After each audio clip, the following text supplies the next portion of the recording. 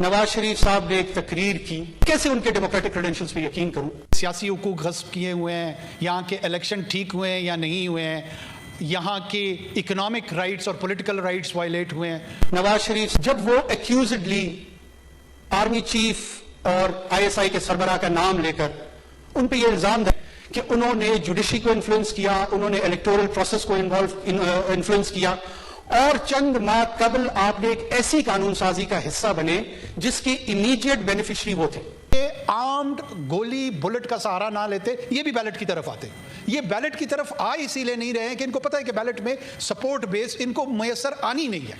आप मेरी सरजमीन पे काबिज हो कि शिकस्त इनका मुकद्दर है, कि उनके साथ इतनी बड़ी सियासी ज्यादती हुई है, और वही इस मुल्क का सिकंदर होगा और वही इस मिल्लत का सिकंदर होगा। इदारा यकीनन किसी सियासी पार्टी का ना है ना उसको होना चाहिए। अस्सलाम वालेकुम नाज़रीन इकराम, अनवारुल हक काकड़ ने आज हक अदा कर दिया और बड़ी गवाही सामने आ गई। फॉर्म 47 की इस हुकूमत को आंख उठाने के काबिल ना छोड़ा। नवाज शरीफ और शहबाज शरीफ को माजी याद करा दिया कि किस तरह तुम इदारे पर अटैक किया करते थे, आज तुम भाषण झाड़ते हो। ऐसी बातें की अनवारुल हक काकड़ ने कि हुकूमत के कानों से धुएं निकाल दिए। वीडियो देखिए, फिर इस पर बात करते हैं। 70 की दिहाई में अगवा हुए आज तक उनकी लाश नहीं मिली। हम बच्चे जरूर हैं, लेकिन हमें याद है कि वो इल्जाम एफएसएफ पे लगा, जो कि जनाब जुल्फकार अली भुट्टो की एक फ्रंट फोर्स थी। फिस्ताइयत के मुजाहरे मौलाना मुफ्ती साहब के साथ और दूसरे अकाबिरीन के साथ जो कुछ असेंबलियों में होता आ रहा था, उसकी याद दहानी कराऊंगा तो शायद तल्खी बढ़े, लेकिन सीखना जरूर चाहिए। हमें इन आमाल से फ्यूचर में अवॉइड करना चाहिए। देखिए मोहतरम नवाज शरीफ साहब ने एक तकरीर की, मैं बहैसियत एक शहरी, बहैसियत एक वोटर, बहैसियत एक सिटीजन, बहैसियत एक पॉलिटिकल वर्कर कैसे उनके डेमोक्रेटिक क्रेडेंशियल्स पे यकीन करूं, जब वो एक्यूजडली आर्मी चीफ और आईएसआई के सरबराह का नाम लेकर उन पे ये इल्जाम धर रहे हैं कि उन्होंने जुडिशरी को इन्फ्लुएंस किया, उन्होंने इलेक्टोरल प्रोसेस को इन्फ्लुएंस किया, और चंद माह कबल आपने एक ऐसी कानून साजी का हिस्सा बने जिसकी इमीडिएट बेनिफिशरी वो थे। यकीनन मैंने इनका मौकफ ये भी सुना, बहुत सारे दोस्तों का उनका, कि उन्होंने एक एग्जीक्यूटिव के उसूल के लिए उस कानून साजी की हमायत की थी। क्या जो शख्स या जो पार्टी ये समझती है वो इस कानून में एक छोटी सी तरमीम नहीं ला सकते थे कि इस कानून का इतलाक आने वाले आर्मी चीफ पे होगा, मौजूदा नहीं होगा। मिन्नो अन उसको तस्लीम किया गया, और फिर चंद माह कबल और एक डाइसेंटिंग वोट भी किसी नेशनल असेंबली के या सेनेट के मेंबरान का नहीं आया। अगर वाकई ये डेमोक्रेटिक स्पिरिट्स के तहत थी तो कोई एक फर्द एक इख्तिलाफी नोट रिकॉर्ड पे लेकर आता कि जी मेरी नजर में ये कानून दुरुस्त नहीं, इसको इस अंदाज में नहीं होना चाहिए था, नहीं हुआ। ये प्रिज्यूम्ड एक्सपेक्टेशन थी कि वो ताकत का सरचश्मा है और वो शायद हमें इजी एग्जिट रूट दे देंगे, ये भूलते हुए कि अब यहां पर एग्जिट या रिलैक्सेशन अगर किसी को मिलेगी तो वो कवानीन के तहत मिलेगी, वो किसी इदारे की वजह से नहीं मिलेगी, वो किसी फर्द की वजह से नहीं मिलेगी। माजी में शायद होता आ रहा हो, लेकिन अब इस पाकिस्तान में उसकी गुंजाइश कम है।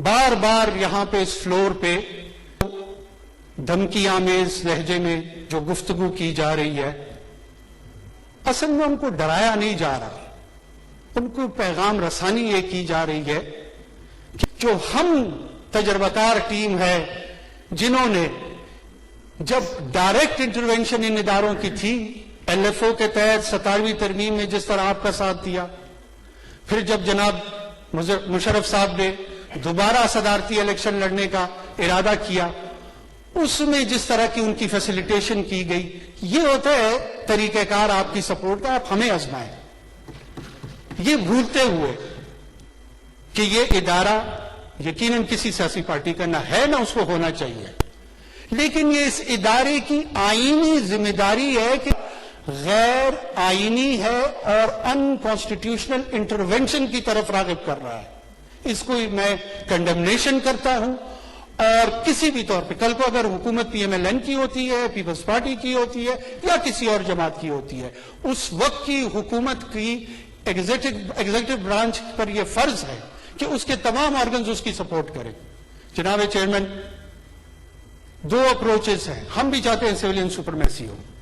سویلین سپرمیسی اس ملک میں اس وقت قائم ہوگی جب سویلین انسٹیٹیوشن سٹرینتھن ہوں گے، جب یہاں کی پولیس سٹرینتھن ہوگی، وہ ڈی پولیٹیسائز ہوگی، وابدہ درست ہوگا، ریلوے درست ہوگا، باقی تمام جتنے ادارے ہیں وہ اپنی فنکشن کریں گے، این ڈی ایم اے درست ہوگا۔ یہ خوش فہمی ہے۔ اس ایسی صورتحال میں یہ ملک کیاس کی طرف جائے گا، ڈس آرڈر کی طرف جائے گا۔ ہم انہیں کہتے ہیں آئیں بیٹھیں، نیشنل ڈائیلاگ کریں۔